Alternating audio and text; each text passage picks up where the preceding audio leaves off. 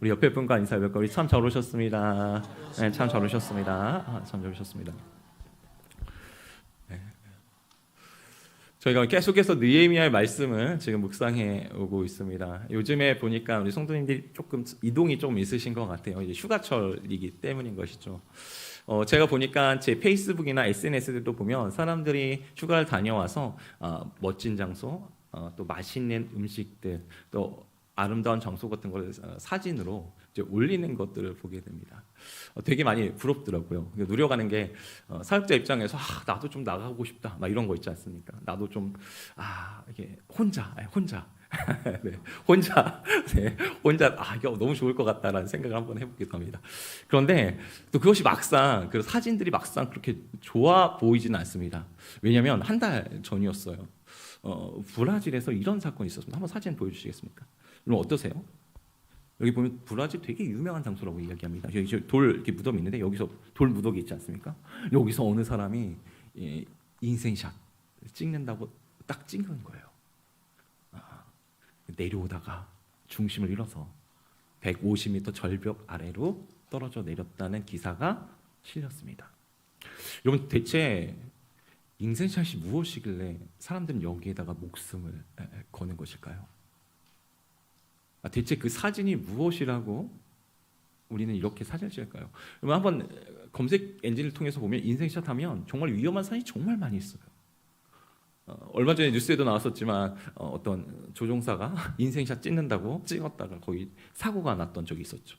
감사원에서 뭐 1,000억에 대한 비용 처리에 대한 문제들 이런 것도 기사에 실린 적이 있는데요. 대체 이게 무엇이라고 사람들이 이렇게 환호하고 이런 것들을 할까요? 어떤 글에서 보니까 이렇게 이야기하더라고요. 지금 우리는 보여지는 삶 속에서 살고 있다. 지금 우리는 보여지는 삶 속에서 살고 있다. 눈을 떠서 눈을 감을 때까지 사람들의 그 눈초리에 의식하면서 끊임없이 살아간다는 것이. 저도 그런 것 같아요.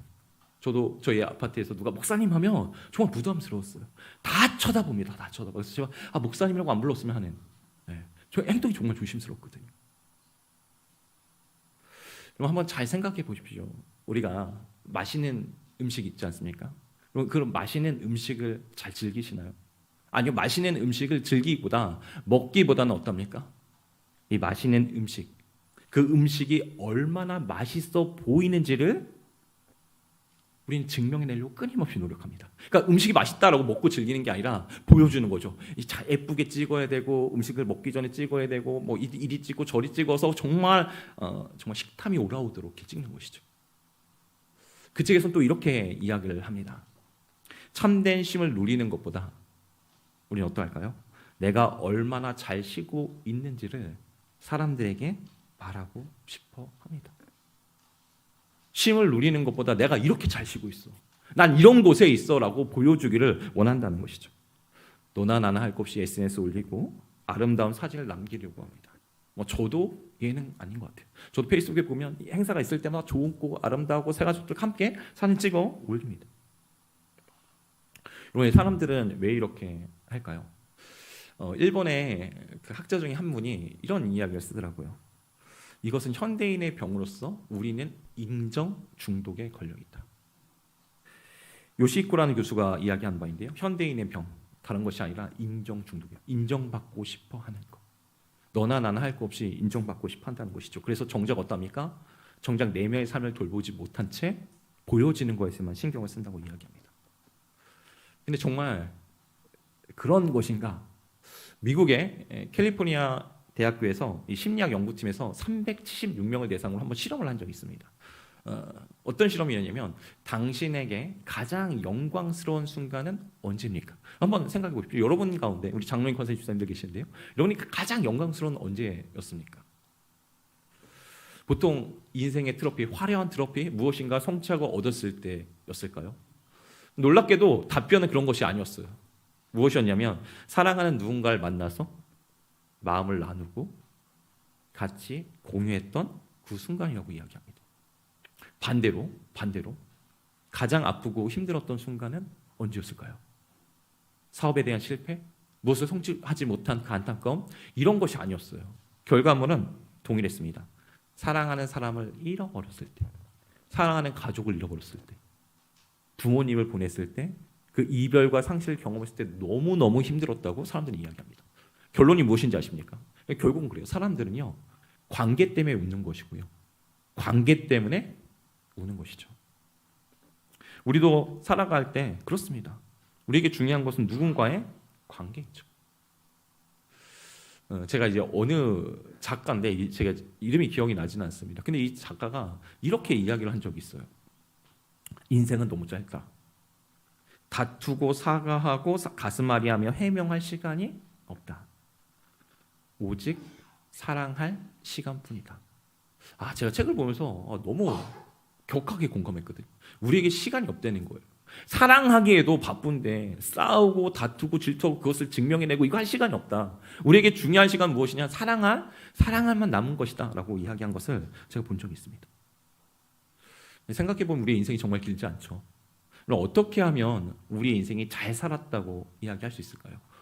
남들에게 보여주기 위한 그런 사진 말고요, 그런 모습 말고, 우리가 하나님의 자녀로서 하나님 앞에서 어떻게 하면 잘 살았다고 이야기할 수 있을까요? 저는 오늘 이것을 하나 좀 같이 고민하고 싶습니다. 여러분, 오늘 이 말씀을 들어가기 전에 교회 새로 오신 분들이 있으니까 조금 설명해 드릴게요. 여러분, 느헤미야에 대한 이야기가 무엇이었습니까? 지난 시간 우리가 다뤘던 것이 어떤 것이었을까요?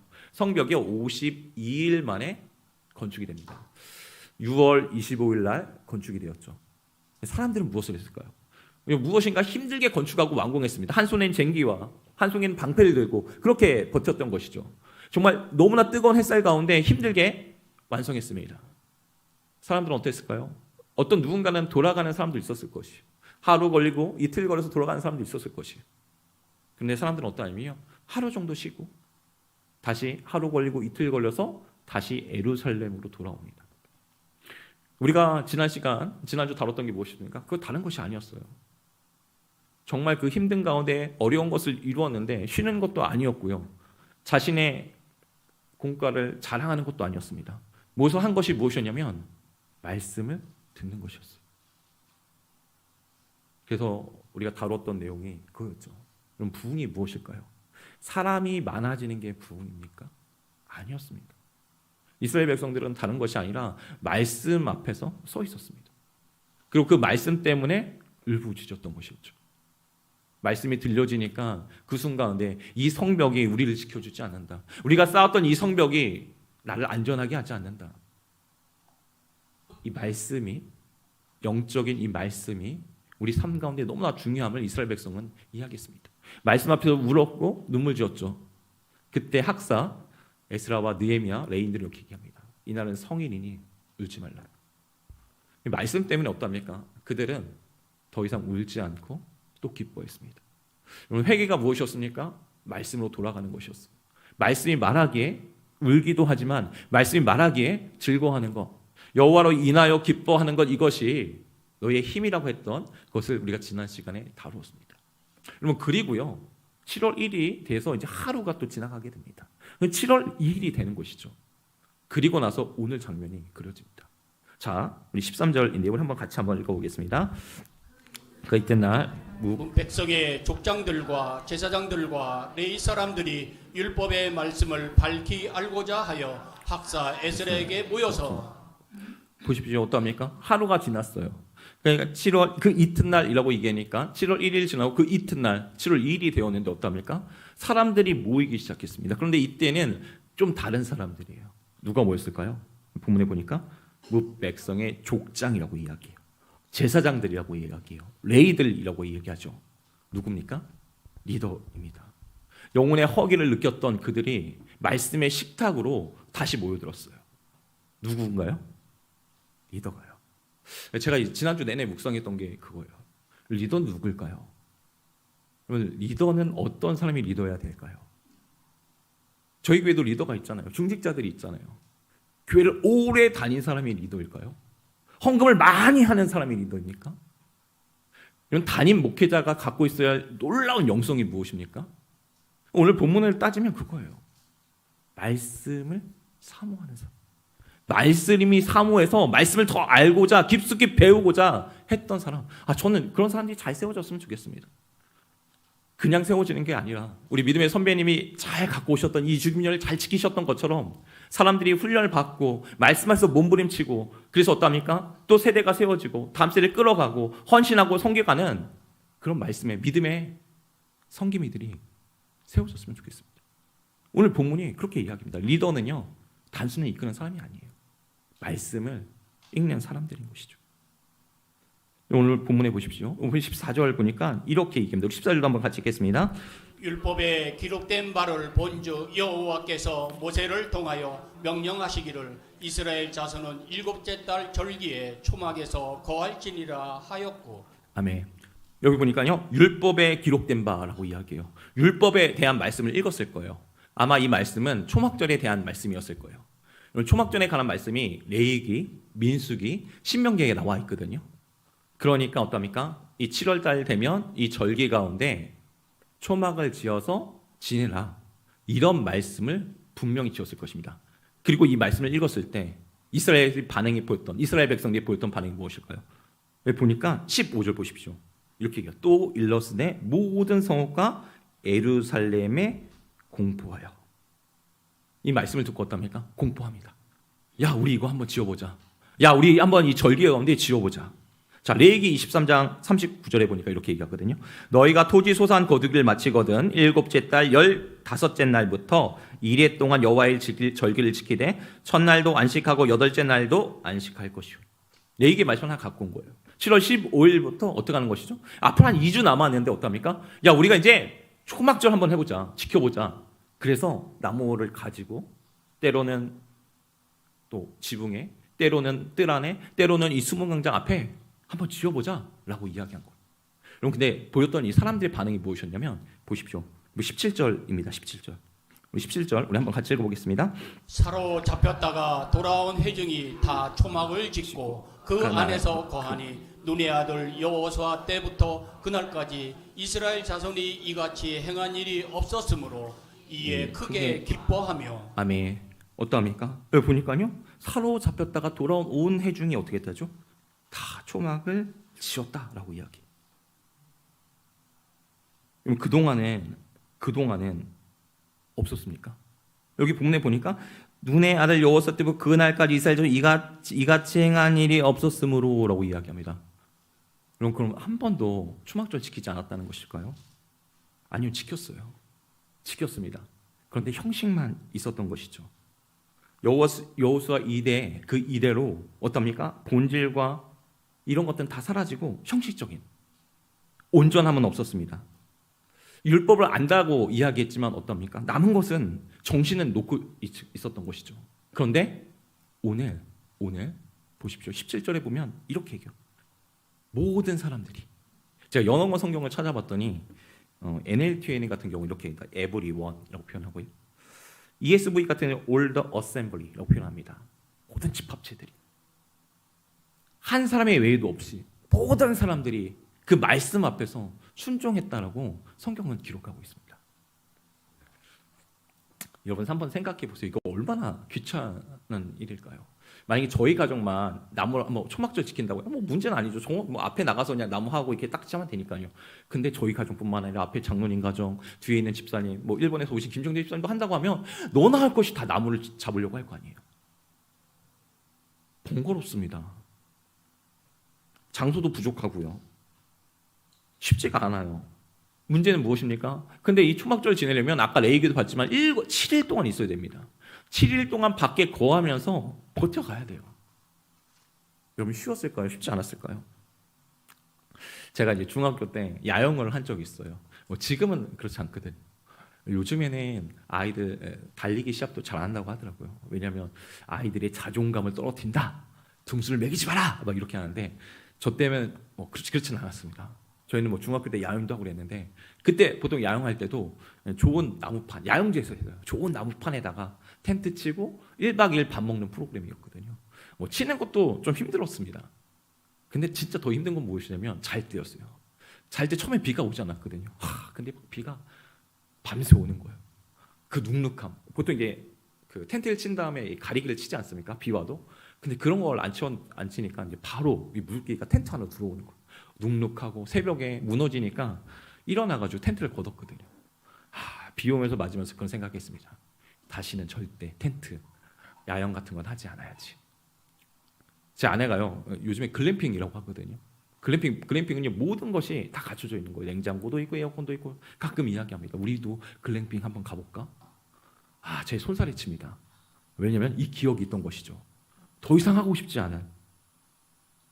여러분 한번 잘 생각해 보십시오. 요즘에도요, 그래도 잘 갖춰져 있잖아요. 모든 것이 다 있는다 해서 양을 하잖아요. 근데 한번 이스라엘 공동체 한번 보십시오. 뭐가 있었을까요? 아무것도 없습니다. 불편하잖아요. 힘듭니다. 야외에서 나가서 하는 거 냉장고가 있길 합니까? 무엇이 있습니까? 음식이 제대로 갖춰져 있겠습니까? 근데 이 공동체가 말씀 앞에서 순종했다는 사실이에요. 제가 본문을 보면서 부흥하는 공동체는 어떤 공동체일까? 라는 생각이 들었어요. 부흥을 경험하는 사람들은 어떤 사람들일까? 고민하기 시작했습니다. 그렇잖아요. 우리 한국교회가 그냥 성장한 건 아니잖아요. 순교자들의 선교사님들의 그 순교의 피가 분명히 있었습니다. 순교자들의 피가 있었습니다. 선교사님들이 미국에서 아주 좋은 의대를 나왔지만 어떡합니까? 그냥 복음 하나 때문에 이 땅 가운데 왔습니다. 자신의 자녀들 다 그렇게 죽어갑니다. 양화진에 가면 정말 작은 묘비가 있어요. 누구의 묘비면 아이들의 묘비예요. 풍토병으로 그냥 이 땅 가운데 사라져 갑니다. 이러면 얼마나 가슴이 아팠을까요? 그럼에도 불구하고 이 조선을 위해서 마지막까지 모든 것을 드렸던, 심지어 대대로 이어서 이 조선을 섬겼던 그런 가문들도 있습니다. 이런 부흥은요, 누군가의 헌신과 섬김이 분명히 있는 것 같아요. 우리가 주일학교, 성경학교 때 보면서 저도 뭐 금토일 주일학교 할 때도 저희 교회에서 잤거든요. 저희 목양실에는 냉장고도 있고요, 에어컨도 있고 선풍기도 있어요. 근데도 힘들더라고요. 우리 교사 선생님들 막 장로님 막 가서 고생하시고 막 고기 구워주고 애들한테 고맙기도 하면서 안타깝기도 하고, 우리 선생님들 막 밤도 제대로 못 주무시고 애들도 밥 해주시고, 뭐 유초등부, 유치부, 우리 김치민용 집사님 같은 경우 모든 교구를 다, 교자재를 다 해가지고 다 오셨더라고요. 진짜 막 마음이 고맙기도 한데 되게 힘드시겠다는 생각이 들었습니다. 그냥 세워지는 거 아닙니다.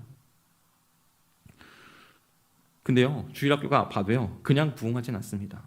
선생님들의 몸부림, 자기 시간을 드리고 물질을 드리고 끊임없이 아이들을 위한 상황, 아이들은 끊임없이 외계인 같은 아이들입니다. 반응하지 않아요. 듣고 있는지 안 듣고 있는지 모릅니다. 그럼에도 불구하고 이 아이들 끊임없이 그 자리에서 묵묵하게 섬겨주시는 것이죠. 제가요, 꿈꾸는 게 있어요. 저희 교회가, 제가 꿈꾸는 거는 정말 부흥이 돼서 하나님의 사람들이 많아져서 7시 예배, 9시 예배, 11시 예배에 있었으면 좋겠습니다. 제가 왜 이러냐면, 지난번에도 어떤 분이 저희 교회 이야기를 했는데 이분이 그렇게 얘기하시더라고요. 11시 예배를 드리려면 아이를 맡겨야 되는데 저희 교회는 예배가 10시에 있거든요. 보통 교회가 어떻게 하냐면 11시 딱 예배 오면 교육부서 예배가 11시에 딱 진행이 됩니다. 그래서 아이를 맡겨놓고 11시 예배 드리고 예배가 마치면 아이를 데리고 가는 모든 한국 교회의 모습이 거의 그렇습니다. 근데 우리 교회가, 제가 한번 이야기를 했더니 시간이 맞지 않는다는 거예요. 그 시간에 그럼 자기는 또 기다려야 된다는 것이에요.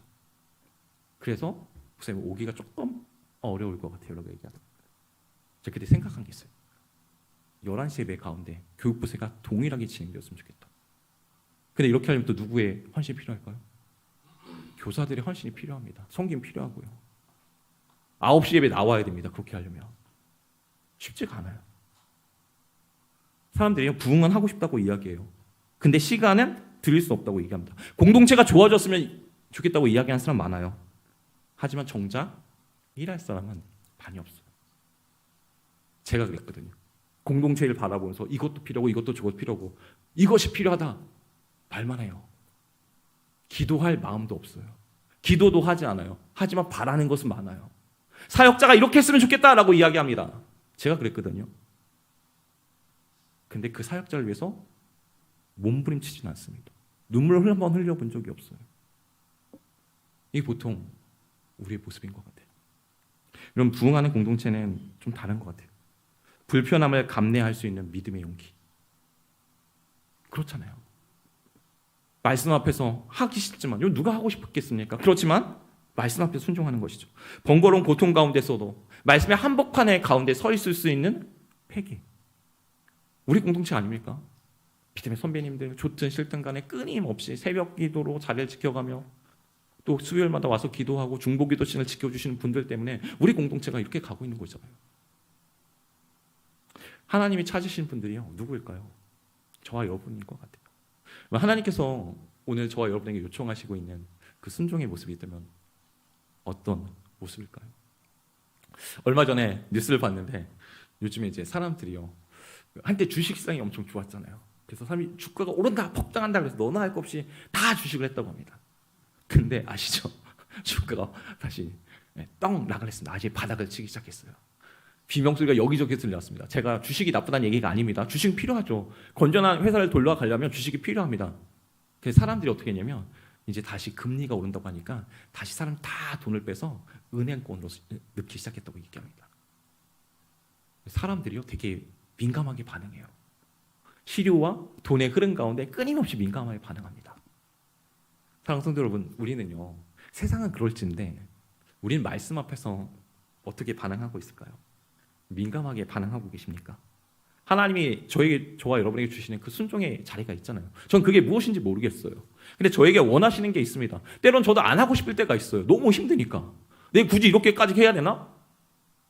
근데 기도하다가 네가 해야지. 누가 하냐? 네가 담임 목사잖아. 네가 영혼을 안 세우면 누가 세울 건데? 장로님이 세우겠냐? 죄송합니다. 이렇게 표현해서. 어쨌건 말씀을 묵상하고 같이 하고 끊임없이 부딪혀 가지 않으면 영이 세워지지 않습니다. 성경의 이적과 기적은 그냥 일어나진 않습니다. 아시잖아요. 예수님께서 깊은 데서 가서 그물을 던지라고 했을 때 어부들이잖아요. 전문가입니다. 알아요. 능숙합니다. 능숙능락해요. 예수님보다 능숙능락합니다. 어디가 타켓이고 어디가 포인트인지도 알아요. 여러분 근데요, 내 경험과 내 기대를 다 내려올 때 놀라운 기적을 경험하게 됩니다.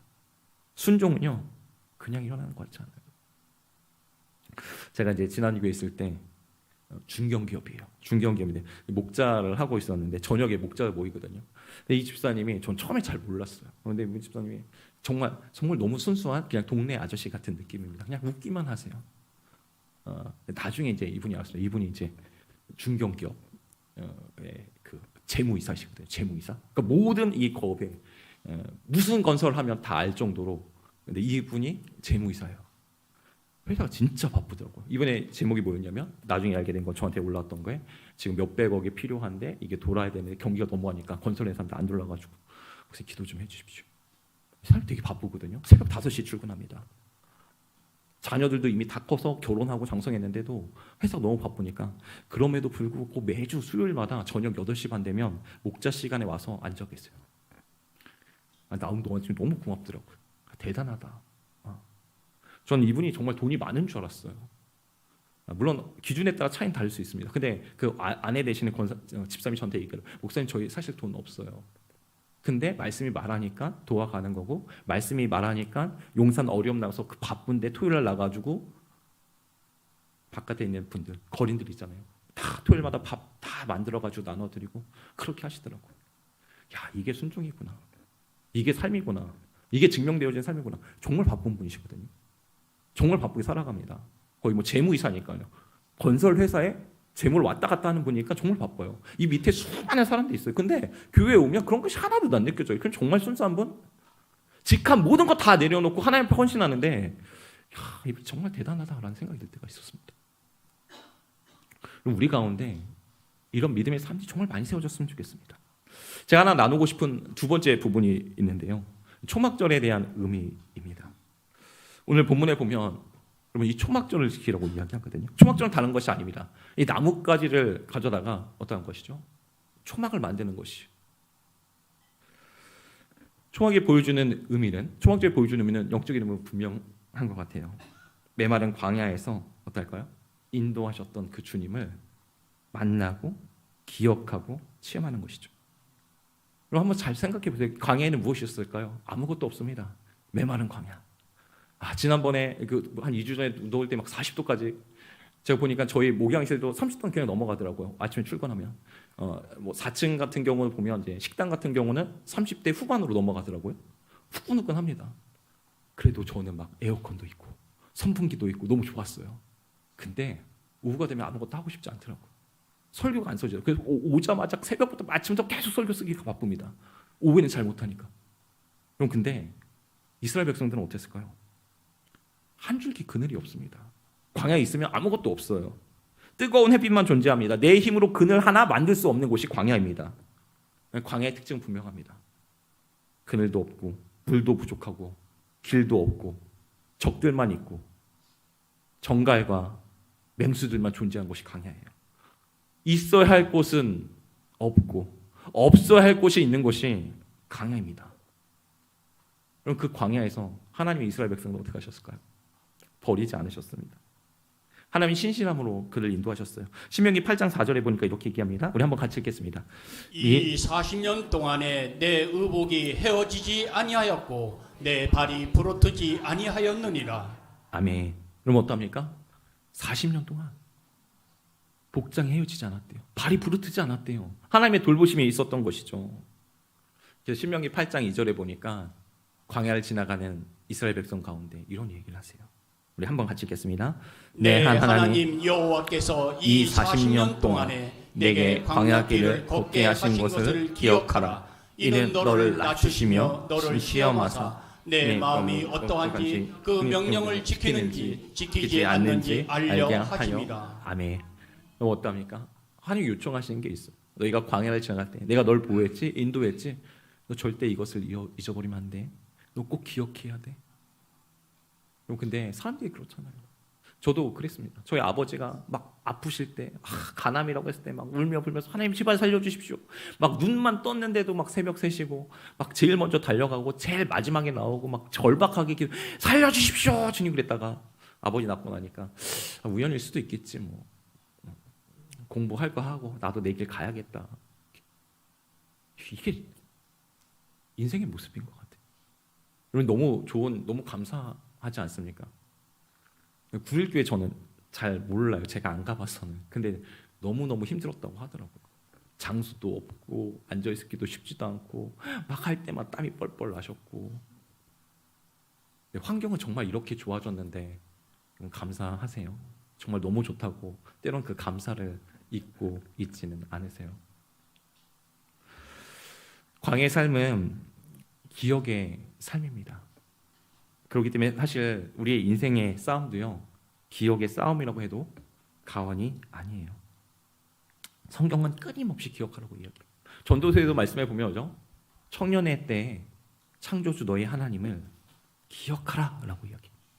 청년이 어떤 때입니까? 내 마음대로 할 수 있는 거, 내가 무엇인지 마음만 먹으면 할 수 있는 거, 두려움도 없고 겁도 없는 것이 청년이잖아요. 근데 그 가장 인생의 화려한 그 시점 가운데 기억해야 돼. 하나님. 안 그러면 너 넘어져. 너 아니면 실족한다니까. 하나님 이렇게 얘기하세요. 여러분 한번 잘 생각해 보십시오. 7일 동안 무슨 것을 했을까요? 일주일을 이제 보내게 되는데요. 초막절 지키면서 허스만 이 초막 가운데 저녁에는 낮에는 말씀을 읽었고요. 저녁에 되면 밤에 있는 별들 보며 세웠을 것이. 무슨 생각을 했을까요? 저는 이런 생각을 하지 않았을까 한번 조심스럽게 추정을 한번 해봅니다. 우리의 인생이 정말 보잘것없구나. 정말 그분의 은혜가 아니었으면 우리는 진짜 이런 삶을 살지 못했을 텐데. 그분께서 보호하셨기에 오늘 우리가 있는 거고, 우리도 언젠가 또 이 삶도 하나님 부르시면 이 삶도 마무리할 때가 있고 하나님 앞에 서야 할 때가 있겠구나. 인생의 연약함과 하나님의 은혜를 철저하게 기억했을 것이. 그럼 근데 그 땅만 그러합니까? 가나안 땅에 들어와서도 하나님의 은혜는 계속되어야 되고요. 오늘날 살아가고 있는 우리도 그 은혜는 계속되어야 합니다. 여전히 우리는 그 은혜를 기억해야 하고요. 우리의 인생은 정말 알 수가 없는 것 같아요. 매일 찬바람이 부는 광야를 증명하기로 합니다. 부부로 인해서, 배우자로 인해서, 자녀를 통해서, 또 사업의 일터와 그 문제 때문에 풍전 등화처럼 서 있는 우리 자신을 발견하게 됩니다.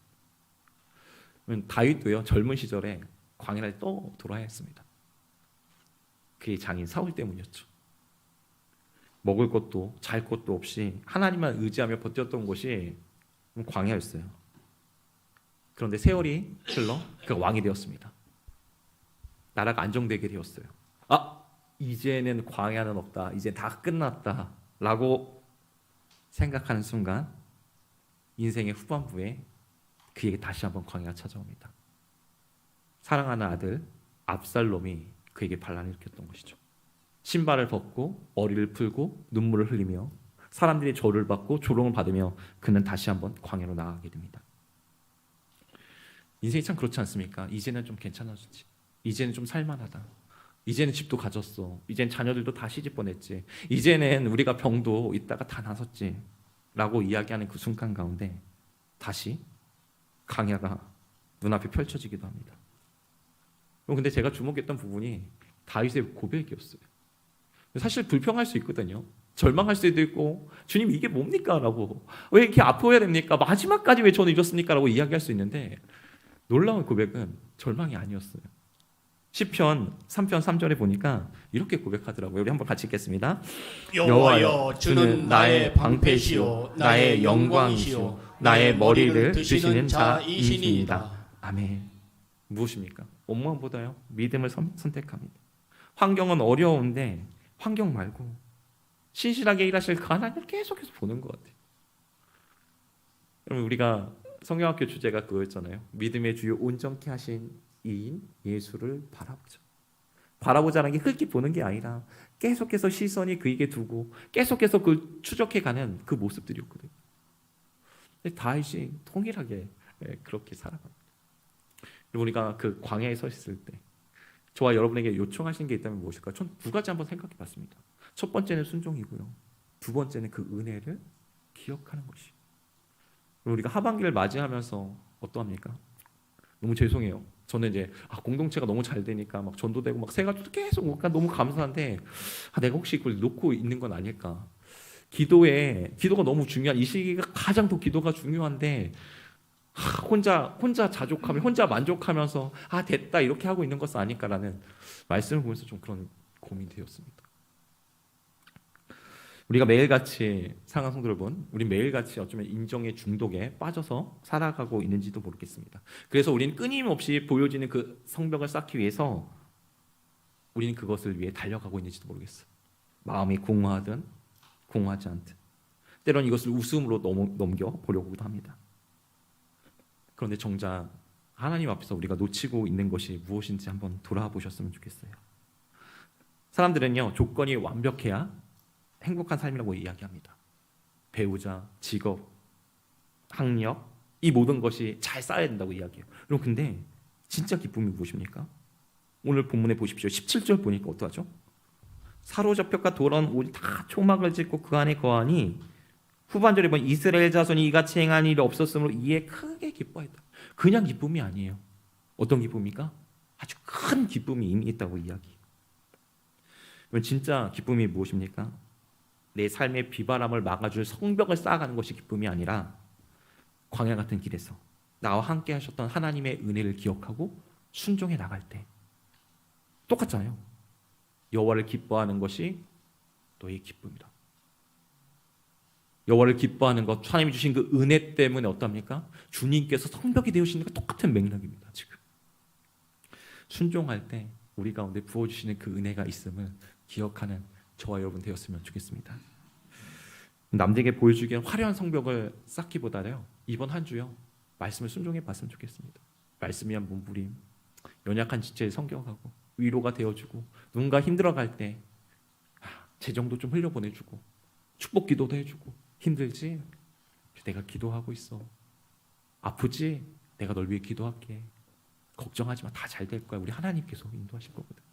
광야의 삶 하나님께 친히 인도하셨던 것처럼 너의 삶도 인도하실 거야라는 믿음의 고백을 하는 저와 여러분 되기를 축복합니다.